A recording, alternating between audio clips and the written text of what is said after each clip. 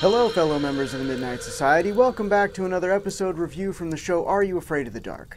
Last time, we covered The Tale of the Unfinished Painting, a Gary story about an aspiring artist who discovers an art gallery stealing the souls of its artists. Tonight's narrative, from Frank, is about a young boy whose obsession with trains could spell permanent disaster. Submitted for the approval of the Midnight Society, I call this Season 4, Episode 13, The Tale of Train Magic. We open on the gang waiting for Frank to arrive. They speculate on why he hasn't shown up yet, with Tucker being Tucker. Or maybe chickened out on coming along. He is afraid of the dark. And you wonder why the guy wants to cause you bodily harm. Anyway, Sam seems particularly worked up over Frank not being there, to the point that she's pacing back and forth with worry. What are you two, dating or something? Wait, you're not, are you? Wait. When would that have happened? I mean, what about all the times you rejected his oafish advances and all the times you went off with Gare Bear to do things? When did this change of heart happen?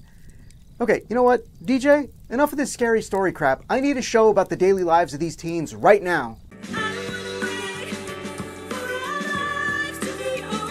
Frank finally shows up, coming directly from his audition for Starlight Express. Okay, I realize that's a niche joke. Starlight Express is an Andrew Lloyd Webber musical about trains that partake in competitions, get sad, fall in love, much like Webber's other well-known musical, Cats, where cats partake in competitions, get sad, and fall in love. Andrew Lloyd Webber's a weird guy. Anyway, my point is, Frank shows up with a boombox playing train sounds, leading Gary to say, "Cool, you're gonna hear a story about trains." Frank says that his story is about wanting something so bad it's all you think about, and when you can finally see the light at the end of the tunnel, you have to look out because that light could be on the front of a train. Well, yeah, if the thing you want is on railroad tracks. Frank, buddy, stop with the metaphors, okay? You're not good at it. Just give us the title of your story. The Tale of Train Magic. Train magic? Train magic?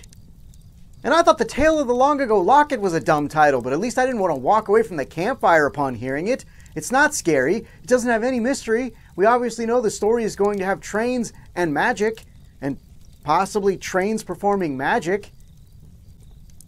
Is this some sort of Are You Afraid of the Dark Thomas the Tank Engine crossover? The tale begins with our main character Tim playing with some model trains while Frank gives us some exposition. But Tim's father died, and since then, Tim spent more and more time playing with his model trains in the cellar. First off, dead parent? Looks like we're in for a standard episode, everyone. Second, did you see that model train set? I'd never leave the basement either if I had the disposable income to make a model train set that big. And, you know, if I had a basement. Actually, trains aren't really my thing, but if I had a Lego cityscape that big, I'd never see the outside world again. I hope I'm not alone on that. Let me know in the comments what hobby would keep your attention well longer than it should.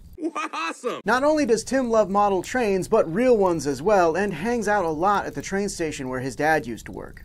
We transition to Tim and his older brother Hank walking on some train tracks. Alright, Frank. Siblings? Another Are You Afraid of the Dark staple. Now, if one of them is a jerk to the other during the story, you get bonus points.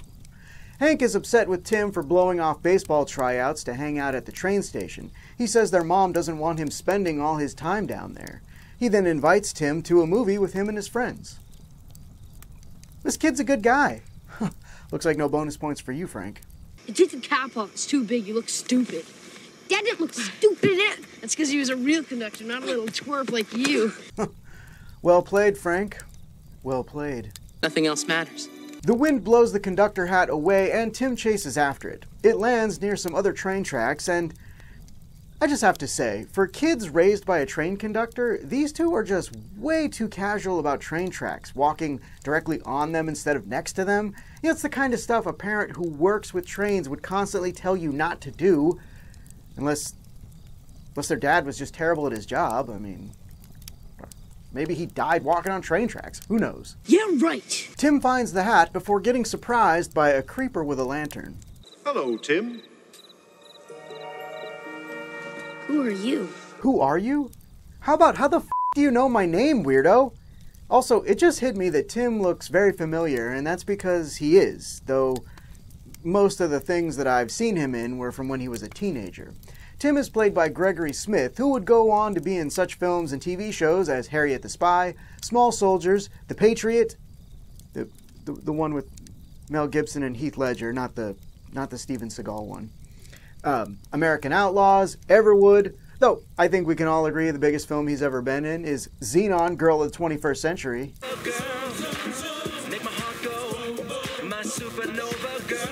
The Creeper introduces himself as Ray Lawson and says he's the conductor on the 713 train that passes along these tracks every night. Tim isn't familiar with the train, but Ray is familiar with Tim, and that's worrying. Every conductor should have a watch. Here, take it. Then you can be a real conductor, just like me. Stranger danger, Tim. Stranger danger. You do not take anything from that man. I don't care if it's candy or a pocket watch. Although if Ray really wanted to catch this kid, I guess it would be a candy pocket watch, which is not the point. Get away from the tracks, Tim. Fortunately, Tim is saved when his brother calls for him and the mysterious Ray Lawson disappears. In typical horror trope fashion, Hank doesn't believe Tim about the disappearing conductor. We then transition to the next day at the train station where Tim is lugging a heavy suitcase over to a man named Cap, who is wearing a cap. So his name is Cap. I believe the case is filled with tools. Tim says he didn't know which one Cap would need, so he brought all of them, to which Cap replies, "Well, your heart's in the right place, son. All you gotta do is get your brain there, too." I'm pretty sure he just called Tim stupid. Fortunately, Tim's too stupid to realize it, and asks Cap if there is a 713 train that goes over the tracks near his house every night. Cap says there hasn't been a train on those tracks since he was Tim's age. Another conductor then calls Tim over to give the final boarding announcement for the train. Last call, 11:45 to Springfield, Amesview, and Wilson's Falls. All aboard! Not bad. I mean, I doubt everyone would have heard his tiny kid voice on a loud train platform, but if I heard him, I'd board. You know, if that were my train and I had a ticket.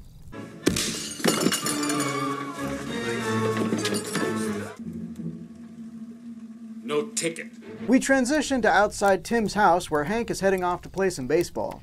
He is approached by our creeper, Ray Lawson. What do you want? Would you please give this to him? Hank, I can see that this guy troubles you. It's in your eyes. Call your mom, not Tim. Tim, there's some guy asking about you. Whatever. At least now he must believe his brother about the disappearing conductor. This isn't a joke.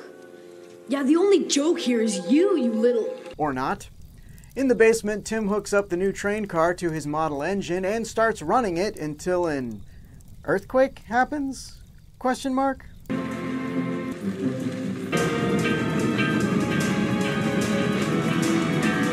Huh. I'm about to nitpick something, but guys, look, if I didn't, it would just be you watching me watch the episode, and I think we can all agree that would be awful. Give it to me!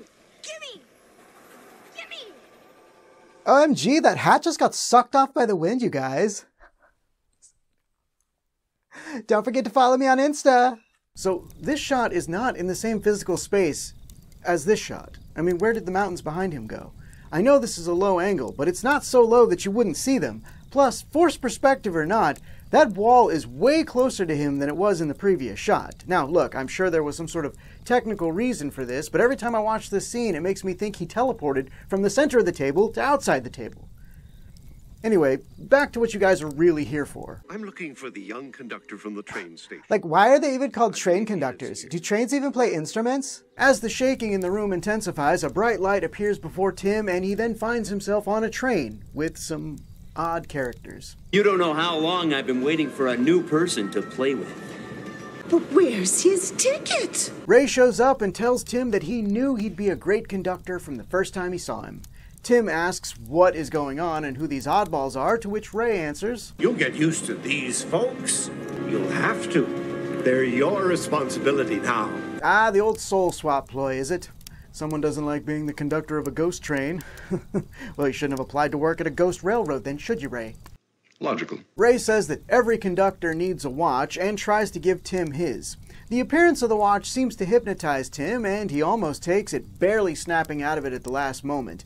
He then borrows a little tactic from the tale of the ghastly grinner. The only reason I'm not losing my shit right now is because unlike buses, trains actually do have an emergency brake in each car that will stop the train if pulled. They didn't always, but based on the clothing of the passengers, I'd say that this train is from a time when they did. Anyway, the train screeches to a stop and Tim finds himself back in his basement, lying on the ground at the center of the table, although definitely not at the center of the table. Back at the train station, Tim is telling Cap about his experience. He says at first he thought he was dreaming, but he knows it was real. He then asks Cap what it was, and Cap replies, Could have been nothing. Could have been imagination. Maybe it could have been Cap, if you say train magic, you're dead to me. train magic. Why, Frank? Cap was a perfectly likable guy who calls little kids stupid, and you had to go and ruin him. Relax. Anyway, Cap explains to Tim that train magic is trains having a language that most people don't understand, or some nonsense. We cut to a bit later, still at the station, but in an office where Cap says, Nothing has more train magic than the conductor's watch, because the railroad depends on time. Without time, nothing on the line works right. yeah, that's not magic, Cap. It's called a schedule. Tim tells Cap that Ray Lawson tried to give him his watch. Cap asks where he came up with that name, and Tim says it was the name of the conductor on the train in his fever dream. Cap, without any thought or hesitation, goes right to an old photo of Ray Lawson and shows it to Tim. He doesn't pass go, he doesn't collect $200, and he sure doesn't take long enough to find that photo for someone who has only heard of Ray Lawson. He is definitely a Ray Lawson fanboy. I'm not sure what the fanbase nickname is, but I'm sure it'll come to me. You'll learn. Cap explains to Tim how conductors would get their messages in the old days. Station operators left them on poles beside the tracks, and the conductors had to reach out a hand and grab it. That sounds incredibly dangerous, but still not as bad as the brakemen had it. You should look that up for yourselves. Anyway, Cap then tells Tim the tale of the doomed 713. Hey Frank, that's a much better name for your tale. Train magic. Give me a break. Fell asleep. He never got the message. Never changed the switch. Train crashed. A lot of folks died. Yeah, a lot of folks. At least 5 that we know of, and since Poker Guy only motioned to the mom and son when referring to looking for new players, I guess we can assume there was no one else on the train, or maybe these are the only ones that died. In either event, I have another question. How did this story of Ray falling asleep get out? Passengers wouldn't have been privy to train operations to know if he missed a message or not, and the way things operated in the old days, as Cap put it, was the conductor and brakemen would be at the back of the train. The engineer would see the message from the front of the train, and the conductor would collect the message from the back of the train. Now, I'm not saying that an investigation wouldn't have led to the conclusion that the message was missed and the switch never happened, but the details about Ray not checking his watch and sleeping on the job seem unlikely. Oh, I just thought of the name of Ray Lawson's fan base. The Derailers. Derailers. Derailers. You get it? Because his name is Ray and he derailed the train. Oh, and he killed so many people. Wait, that's not funny. That's not funny at all. That's horrible. Sorry. Tim tells Cap that the switch that never got changed is right by his house, and this causes Cap to freak out. Ain't natural kids your age hanging around here all the time. Now go on. Play baseball or video thingamajigs, whatever kids your age do. Now go on. Shortly after, Cap goes to the tracks near Tim's house where he finds Ray Lawson. He tells Ray to leave Tim alone, but Ray says that he can't do that. Then his ghost train arrives. Cap tries to tell Ray again to leave Tim alone, but it doesn't work out. Told you to leave the boy. Oh, come on, Cap. How were you hypnotized? He's not even swinging it. It's just hanging there. Ray tells Cap that he doesn't need any new passengers, but that he can use him to get a new conductor. Fortunately, Tim had followed Cap to the tracks and heard Ray's plan, so he never goes near the railroad tracks again. You guys, every time.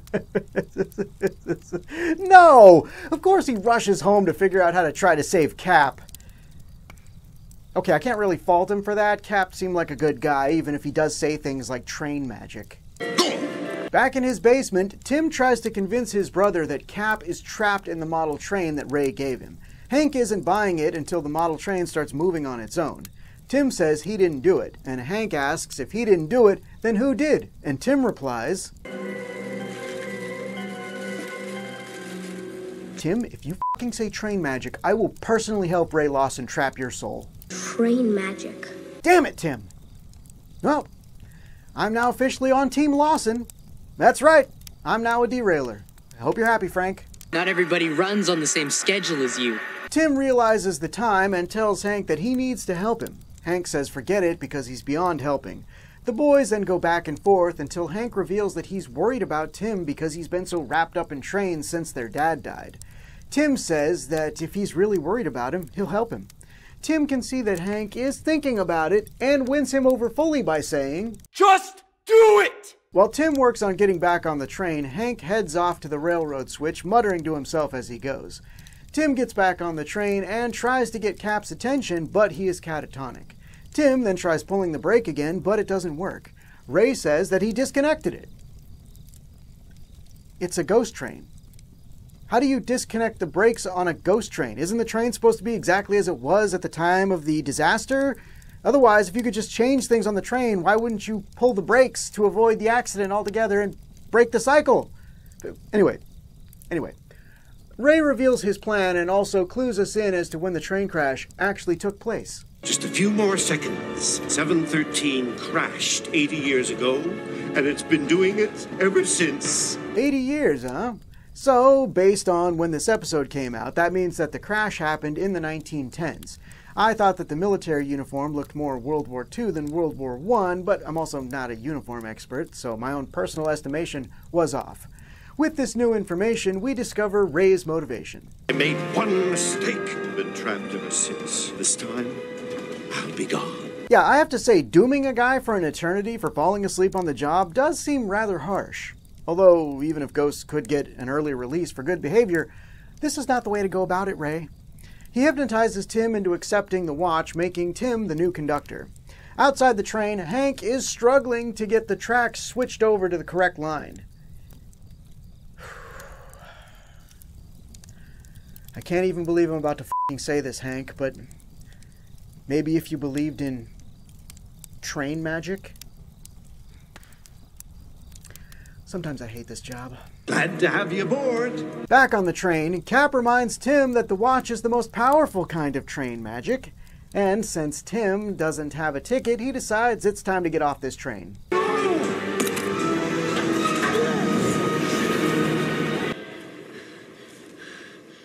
With the ghost train on the correct line, the spirits of those on board are freed.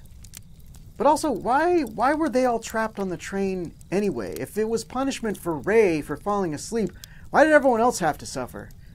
Ghost punishments suck! Anyway, the only person not freed is Ray Lawson, who is now on the tracks, and Cap explains, He doesn't have a train anymore. He has no watch. He has nothing but these old tracks and the night.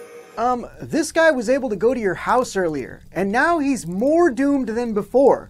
Is no one concerned that he won't come for revenge? Train magic. Tim? I f***ing hate you.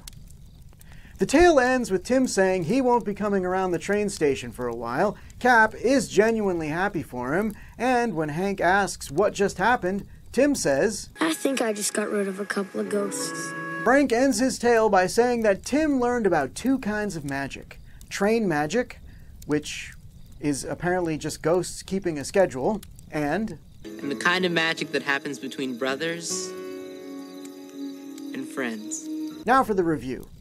I'm a little mixed on this one. I never saw it as a kid, so I have no nostalgic love for it, and, in case you missed it during the recap, I hate the term train magic.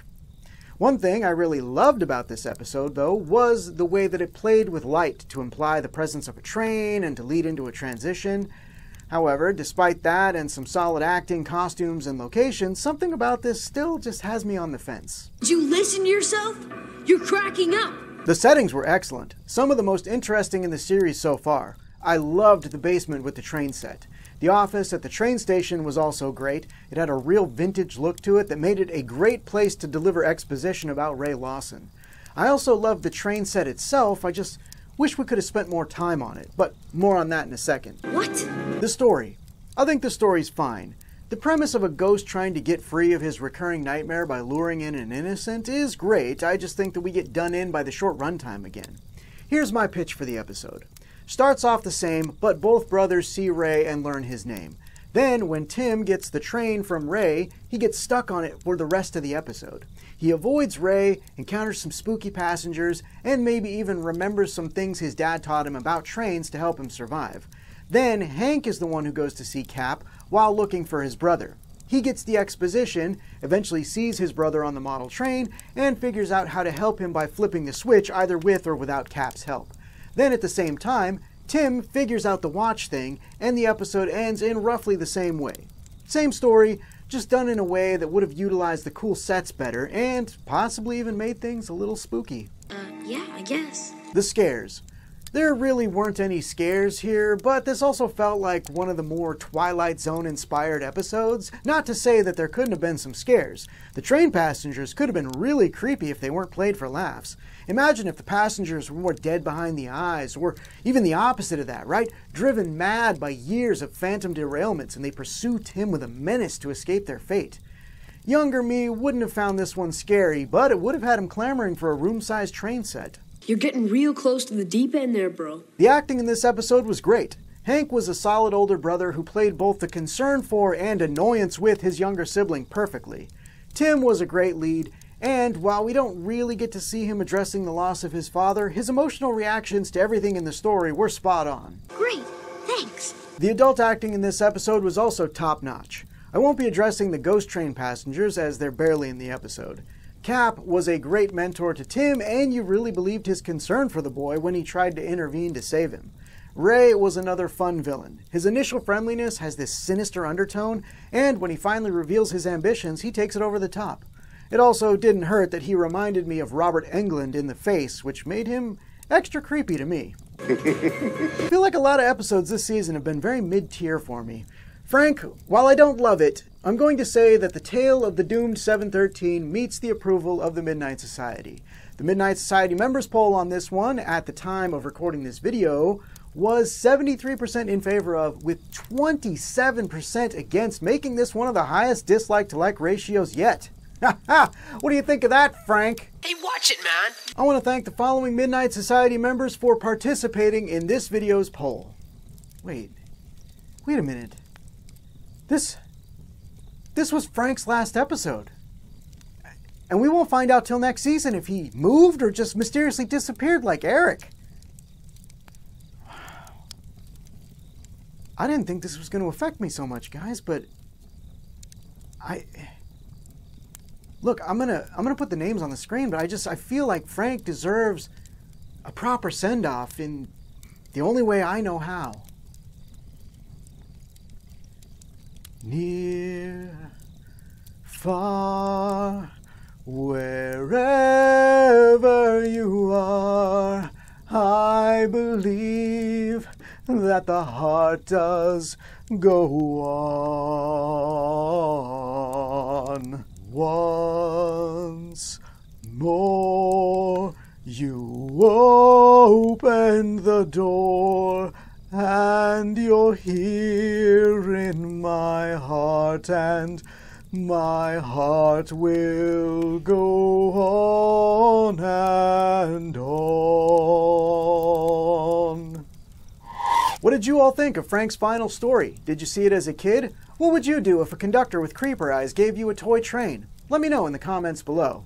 Well, that's a wrap on Season 4 of our favorite Snick show. But I'll be back in the new year to start Season 5, so be sure to check out the next episode about the tale of the Dead Man's Float. Until then, are you afraid of the dark?